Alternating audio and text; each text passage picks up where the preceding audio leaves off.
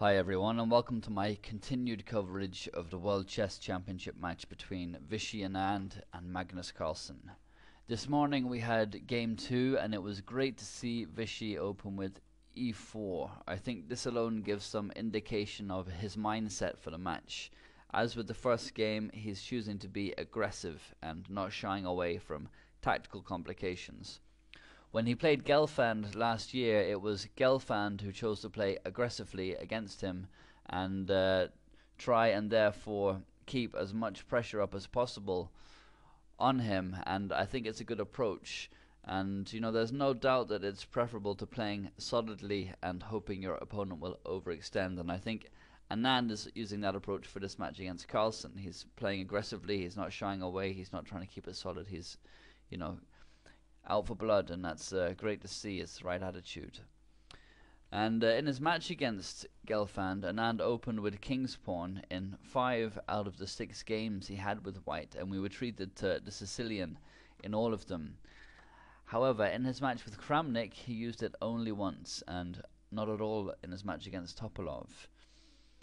So we'd usually expect to see e5 in response from Carlsen, or indeed the Sicilian. So it was quite a surprise to everyone when he played c6, the Caro-Kann Defense, a favourite of Karpov, he's been compared to in terms of his style. Capablanca also played it and indeed never lost with it. And you know, it definitely had some surprise value for Anand, as there's no way he would have been expecting it, and probably any prep he did would not have focused on this opening much at all.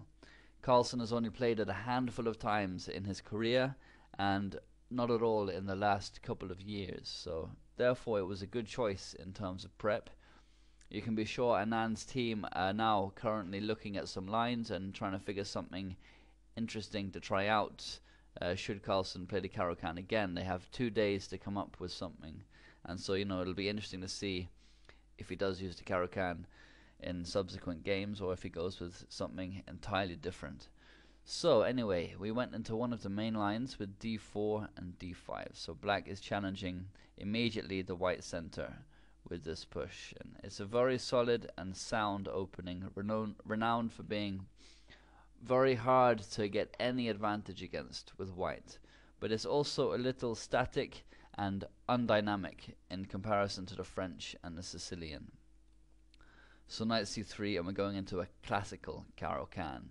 Black now gives up the center with d takes e4, and then he's going to develop his light square bishop, play e6, and ask white how he's going to attack him.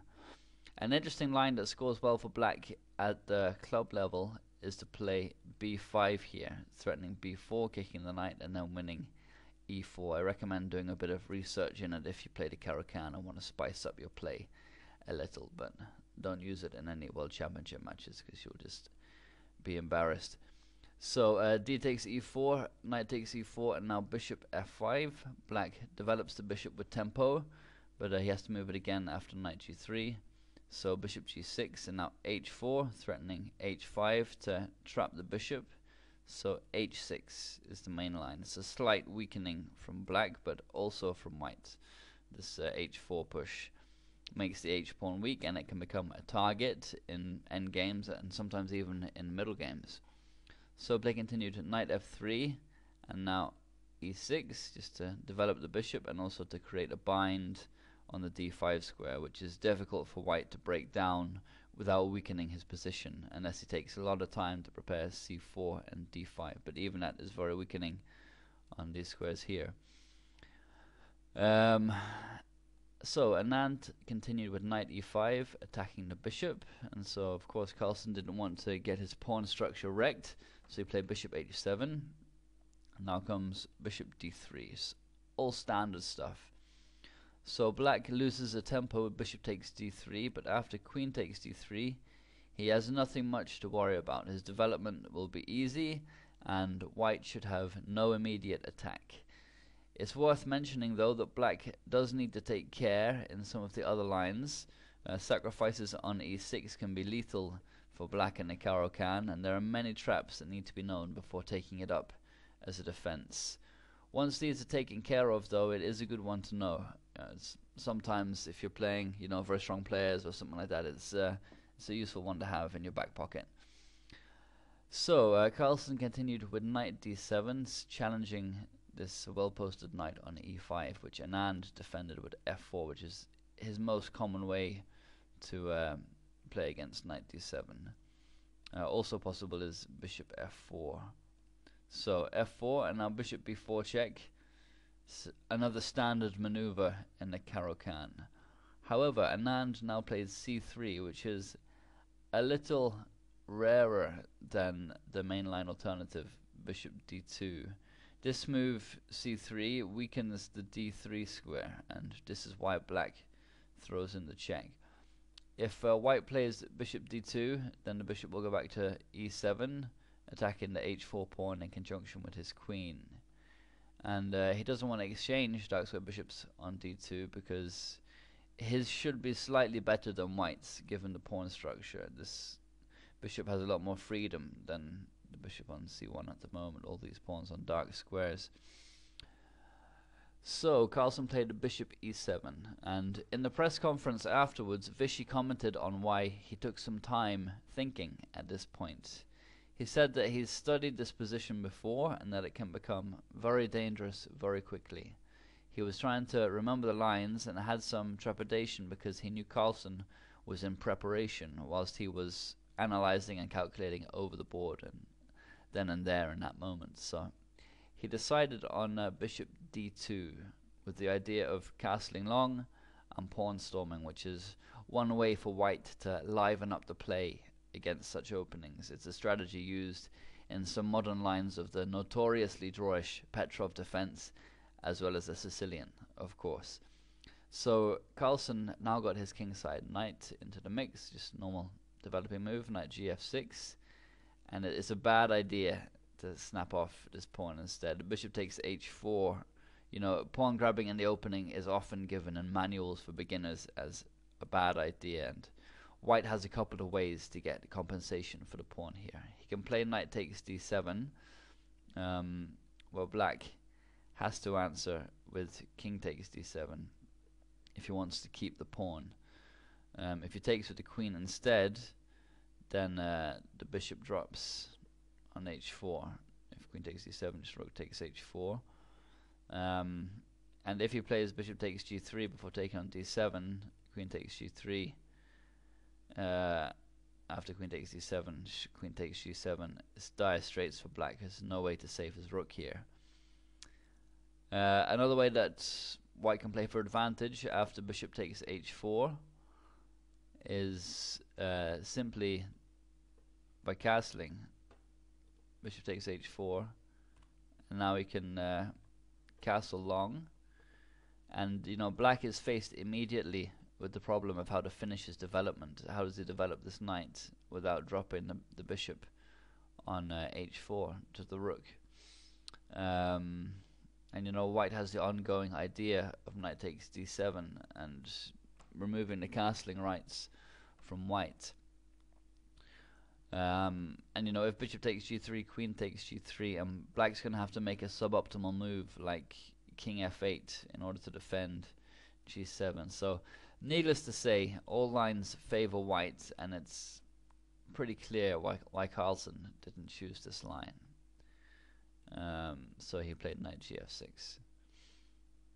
And now Anand castled long, and Susan Polgar and the local Indian grandmaster commenting on the game were looking at the line knight g6 here, but white just doesn't have enough for the piece after f takes g6, queen takes g6, check, king f8, and it's not clear how to continue the attack for white. In the lines where white doesn't play bishop d3, there are some lines he plays bishop c4, and you know, there are sacks on a6. Like I said, this can be a lot more dangerous, but as I said, it's not clear how white's going to continue the attack here.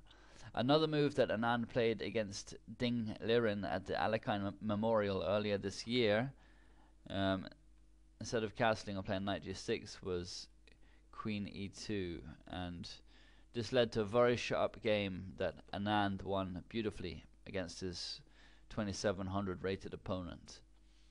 But anyway, for this game, Anand castled long. So Magnus now also castled, and we're presented with a position that has opposite sides castling, and immediately the spectators were happy because, as a general rule, both sides will pawn storm and try and open lines to their opponent's king. With sacrifices and combinations a lot more common than in same sides castling. And it's clear that white should be aiming to play g4 and g5 here in order to do exactly that, the pawn storm. And he's provoked this weakening move h6 in the opening, and this definitely gives him something to aim at. White has won the central battle thus far, mostly due to his excellently posted knight here on e5, and black, for his part, has a solid setup, excluding this h-pawn here, and his bishop is better given the pawn structure, and at least in theory he has a small endgame chance in the 4-3 majority here on the king side. So it's interesting, both sides have gained and lost out of the opening. In chess it's really possible to gain something without giving something else up. So it's not a hugely complicated or crazy game or anything like that, but there are these little imbalances that are taking place in the position. So Vishy's approach here has to be to pawn storm, so he has to move this knight on g3 in order to do that. So he played knight e4 here. So Carlsen traded, and after queen takes e4 came another trade, which was a little surprising. Knight takes e5. Expected by most was knight f6, but this has the drawback of making white's initiative with g4 and g5 stronger, because it's going to attack this knight after the queen moves, obviously. And it also means that white gets to keep this well-posted knight on e5. So after Carlsen's move, knight takes e5 and f takes e5, black has the better bishop with pressure on h4, but the f file is open, so it's a kind of a double-edged move, and Carlsen presumably is aiming for a slightly better endgame. Here he played queen d5, which is a nice centralization, and now it was Anand's turn to surprise everyone, because he played queen takes d5 here. And in the press conference afterwards he explained that of course also possible was queen g4 threatening bishop takes h6, but he argued that white doesn't really have anything after simply king h7, and not of course queen takes a2 or bishop takes h6, and black just has nothing for the exchange after g6 to avoid the mate. Bishop takes f8, bishop takes f8. So after queen g4, king h7, and now he does have to defend a2, but simply king b1. And how does white continue here? It's not 100% clear. So queen takes d5 is what Anand played, and further to his previous comments he mentioned that when your opponent is in preparation and has studied the position in depth with a team of analysts, it of course is not easy to play moves like queen g4, because they're obvious and will be the most analyzed by your opponent, and an opportunity came up to simplify and he took it, which is understandable, not least of all because it's the World Championship match. And so after this the game is simplified considerably. Both sides can still attack on opposite flanks, but there's a lot less venom with the queens gone.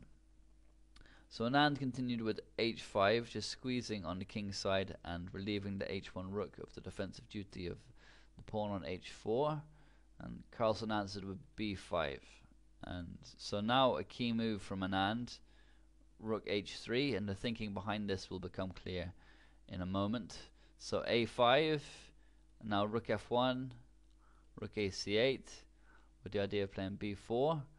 But the problem is that white can now play rook g3, threatening bishop takes h6, so king h7, but this leaves the f pawn vulnerable. So now rook gf3, forcing king g8. If instead f5 or f6, then white has a nice endgame after e takes f6, rook takes f6, and he can attack this pawn. on e6. So king g8 and now rook g3 with the same threat as before, and we're going into another repetition. King h7, rook gf3, king g8, and here the players agree to a draw, which is a fair result because there's nothing going on here for either side. So we move to a score of 1 point each after 2 draws. As with the game yesterday, a lot of information has been exchanged here regarding preparation and also strategy.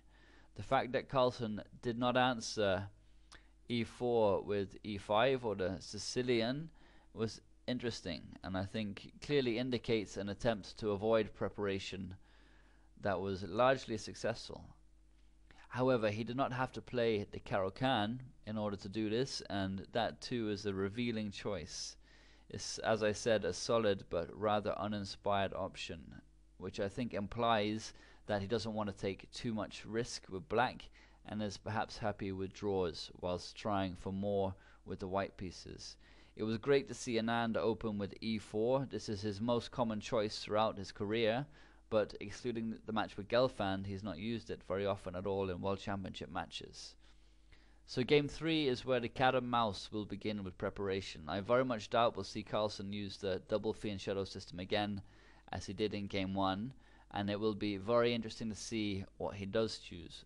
Moreover, in game 4, will Anand open with e4 again, and if so, will Carlsen again play the Caro-Kann? I think we'll see variation from the first 2 rounds in both games 3 and 4.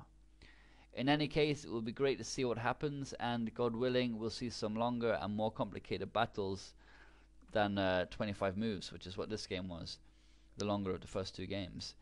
Interestingly, when asked in the press conference, Carlsen confirmed that Anand is one of the hardest opponents he's ever faced, and Vishy returned the compliment, saying that Carlsen's results over the last few years speak for themselves.